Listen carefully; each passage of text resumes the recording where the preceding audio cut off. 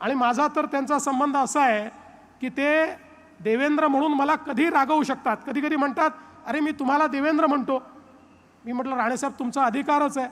जेवढा तुमचा अधिकार निलेश आणि नितेशवर आहे तेवढाच अधिकार माझ्यावर देखील आहे. आणि माझ्या सगळ्या या राजकीय वाटचालीमध्ये नेहमी एका नेत्याच्या भूमिकेत, मार्गदर्शकाच्या भूमिकेत राणेसाहेबांना मी बघितलं. आजही एखादी गोष्ट आवडली नाही, मला वेळ घेतात, घरी येऊन सांगतात, रागवतात, हे चुकलं म्हणून सांगतात, पण त्यांचं प्रेम मात्र कधी कमी होत नाही. मला ते नेहमी असं म्हणतात, राणेसाहेब जेव्हा जेव्हा माझ्याकडे येतात तेव्हा मला म्हणतात, बघा मला एखाद्याचा राग आला ना तर मी त्या ठिकाणी बेमुरुवत असतो, मी काही त्याला सोडत नाही. पण तुमच्यासमोर आल्यानंतर माझा राग निघून जातो. तुम्ही काय करता मला माहिती नाही, पण माझा राग निघून जातो. अशा पद्धतीनं मला खरं म्हणजे अतिशय प्रेम हे राणेसाहेबांनी या ठिकाणी दिलं.